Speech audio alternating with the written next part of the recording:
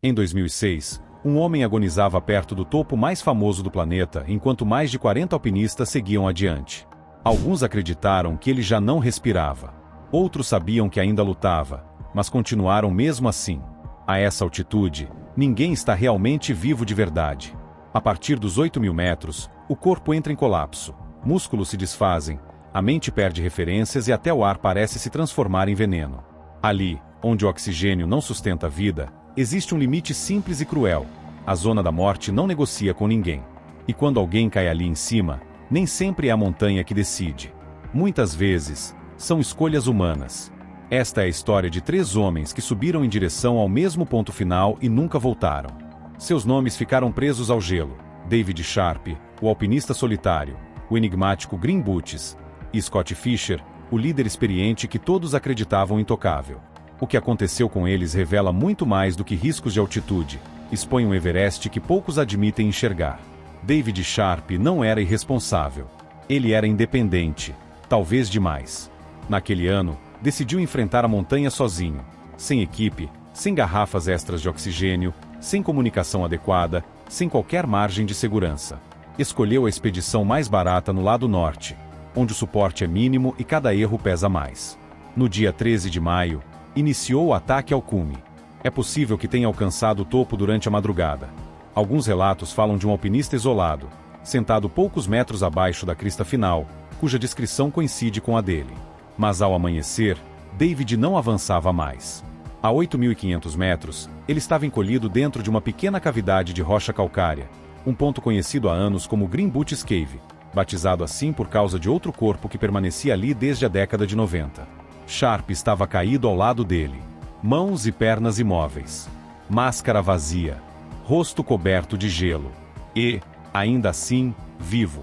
Os primeiros escaladores passaram por ele ao nascer do sol. Alguns olharam rapidamente, concluíram que já era tarde demais e seguiram.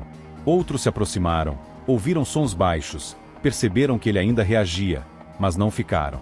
Alguns ofereceram palavras breves, poucos tentaram ajustar a máscara, ninguém permaneceu tempo suficiente para mudar o desfecho. A maioria acreditou que ele não tinha chance alguma naquele cenário. Outros não queriam admitir que havia uma chance, porque isso significaria abandonar o cume ou arriscar a própria vida. Na zona da morte, cada decisão pesa como chumbo. Uma equipe turca o avistou, mas estava exausta demais para tentar qualquer ação prolongada. Um grupo comercial também passou. Um dos Sherpas se ajoelhou, checou sinais vitais e ouviu David sussurrar seu próprio nome. Ele pediu para descansar, um pedido que, naquela altitude, significa desistir do corpo. Um dos alpinistas chegou a chamar no rádio, mas a discussão entre equipes nunca virou operação de resgate. E assim, um a um, mais de 40 escaladores passaram por David Sharp naquele dia. Quando a luz seguinte chegou, ele já não estava mais consciente. Seu corpo permaneceu quase um ano na caverna, até ser deslocado e deixado cair por uma encosta. Um último gesto silencioso de humanidade, num lugar onde ele encontrou muito pouco. A comoção que se seguiu foi global. Como tantos atletas experientes tinham ignorado alguém em perigo, por que ninguém dividiu o oxigênio? Ou tentou arrastá-lo? A resposta não é simples, e é ainda mais dura. A 8.500 metros, muitos mal conseguem erguer o próprio peso. Tentar resgatar alguém em colapso pode ser uma sentença dupla. Equipamentos falham. O rádio não responde. E David estava sozinho. Não havia equipe monitorando seus passos, nem alguém percebendo que ele não voltará. Ele desapareceu no silêncio da montanha, e a montanha o devolveu tarde demais. A poucos metros dali, um outro alpinista já observava tudo sem vida há mais de 10 anos.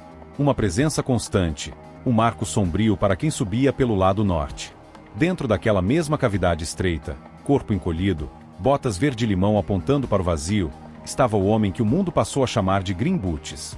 Seu nome verdadeiro provavelmente era Tsevan Paljor, integrante da polícia indo-tibetana. Em 1996, ele e outros 2 colegas avançaram para o topo durante a tarde, convencidos de que estavam prestes a completar a missão. Eles chegaram a informar pelo rádio que haviam alcançado o cume, mas investigações posteriores sugerem que pararam alguns metros antes, confundidos pela geografia e pela tempestade que logo engoliria o trio. O vento ultrapassou os 100 km por hora.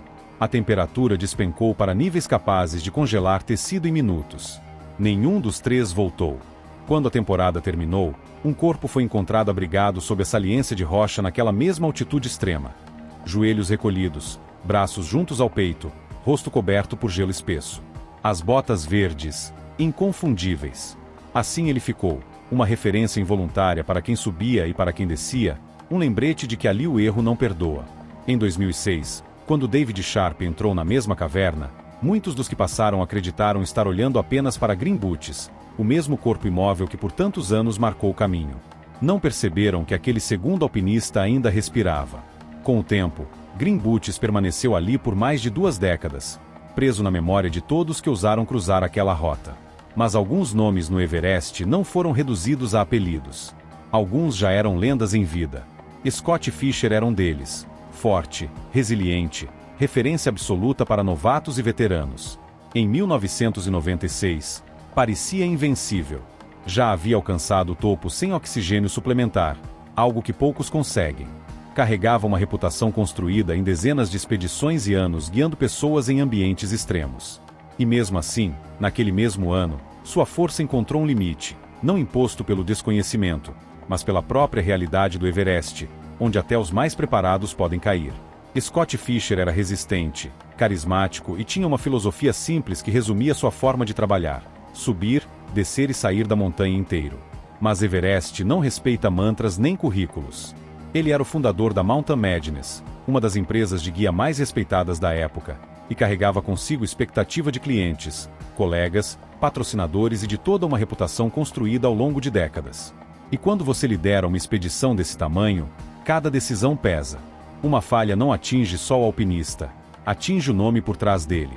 No dia 10 de maio de 1996, Scott iniciou o último ataque ao cume a partir do Campo 4, próximo ao Colo Sul, quase 8.000 metros acima do nível do mar. O dia começou limpo, com céu azul e sensação de que tudo estava alinhado, mas a subida logo ficou lenta demais. Engarrafamentos na rota, trechos sem cordas fixas, escaladores exaustos e clientes se distanciando do ritmo planejado criaram um atraso que seria fatal. Scott não estava bem. Algo em seu corpo já dava sinais de falha, possivelmente um edema pulmonar de altitude. A fala arrastada, o movimento pesado. Nem mesmo o oxigênio suplementar fazia diferença real. Ainda assim, ele continuou, insistindo até alcançar o topo às 15h45, quase 2 horas depois do limite de segurança que ele próprio defendia. Ficou apenas o tempo suficiente para algumas fotos e virou para descer, já muito além do ponto em que deveria ter retornado. A partir daí, tudo degringolou. Ele tropeçava, perdia equilíbrio e começou a ficar para trás. Lobsang Jambu, o sherpa principal da equipe, assumiu praticamente todo o esforço de conduzi-lo para baixo, sustentando o peso, controlando a corda curta, tentando impedir que Fischer desabasse de vez. Mas quando chegaram ao South Summit, Scott caiu.